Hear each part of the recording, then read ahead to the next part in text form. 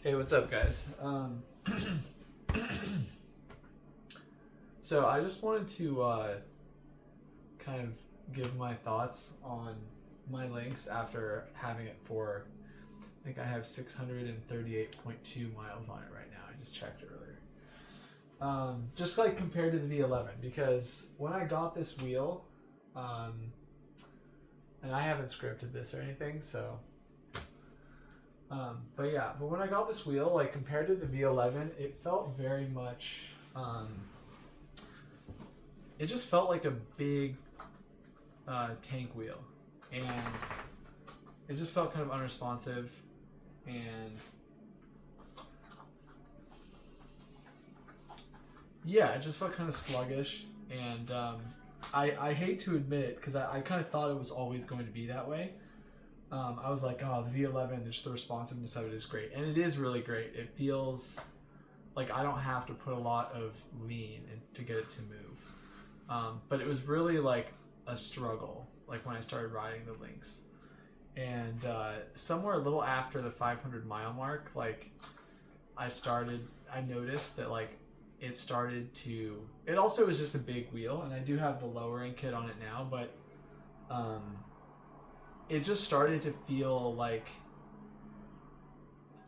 more agile, which was weird. It was strange because like when I first started riding it, I remember like sometimes when I was seated riding and like doing turns or just standing or whatever, and it was like there was a couple times when I was worried that like I was coming into the turn and like it was hard to get it to lean over enough to like come to the inside part of the turn. So there was a couple times where I like felt like I was like I almost kind of went off the road.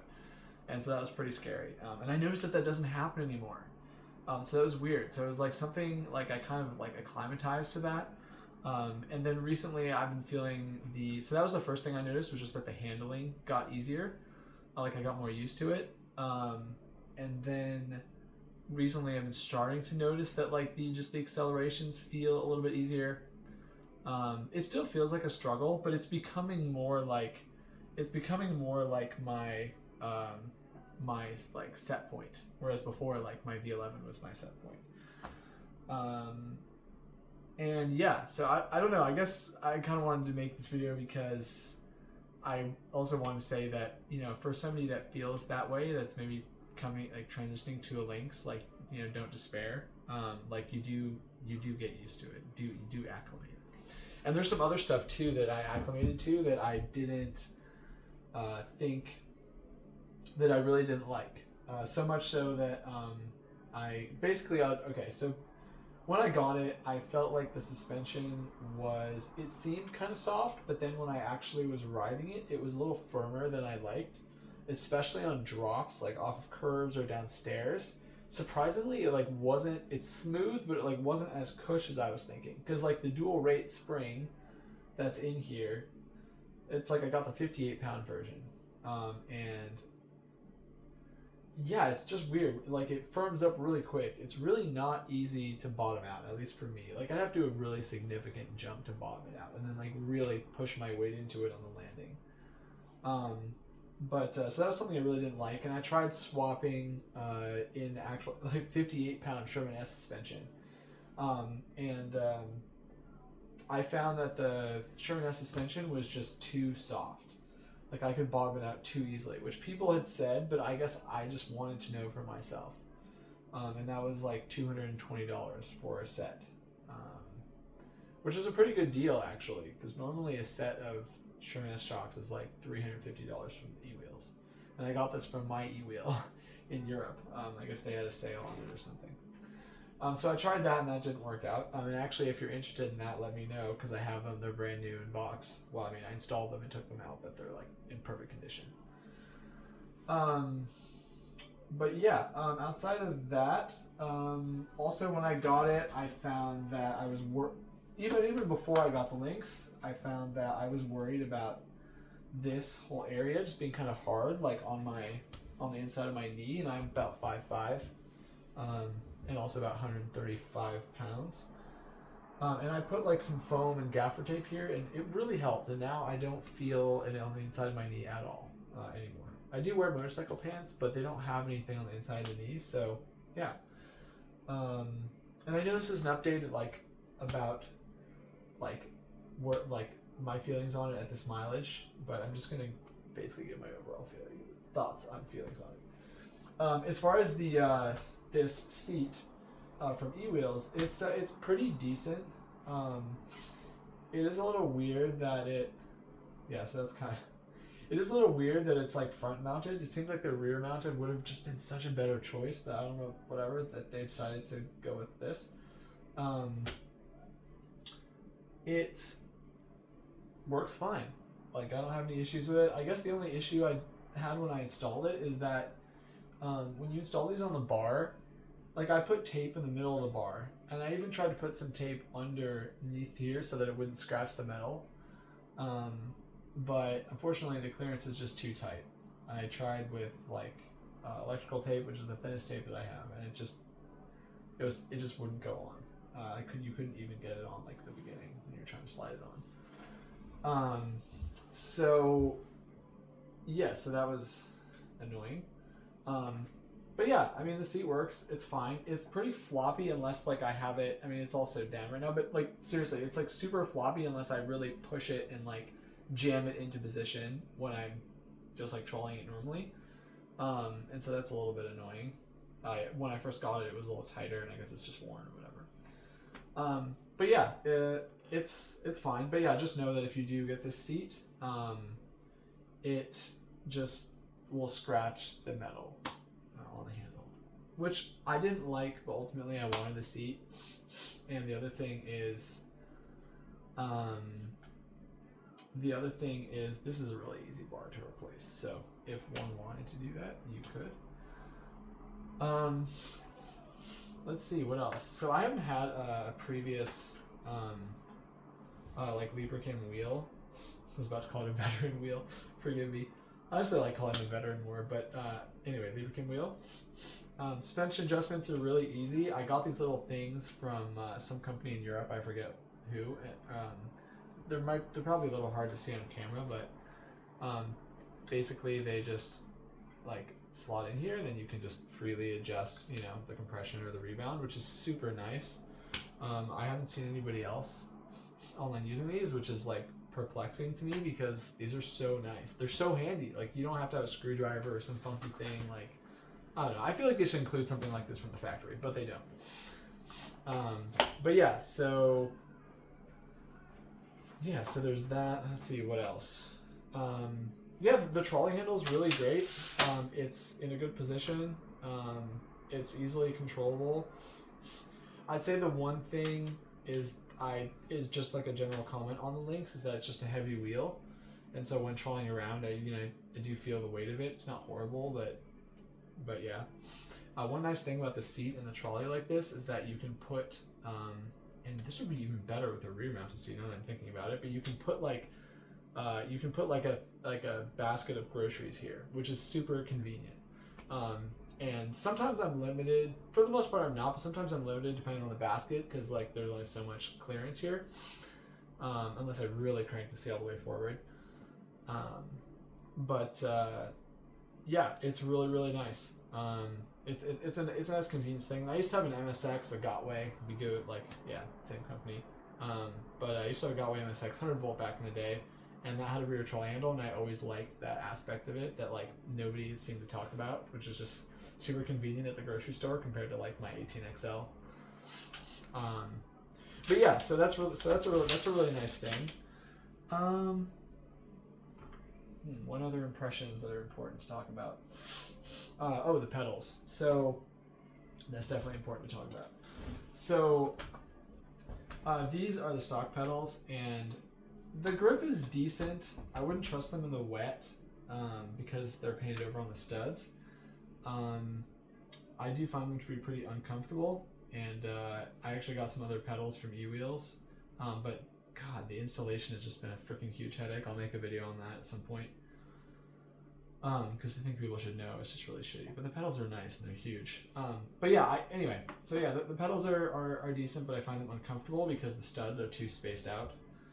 So that bothers me when I ride, and I ride with minimalist shoes, and I know some people will ride with beefier, more protected shoes, but I just really like to feel the wheel, and like, I don't know. So yeah, I'm not a fan of that. Size-wise, they're good. They're pretty smooth.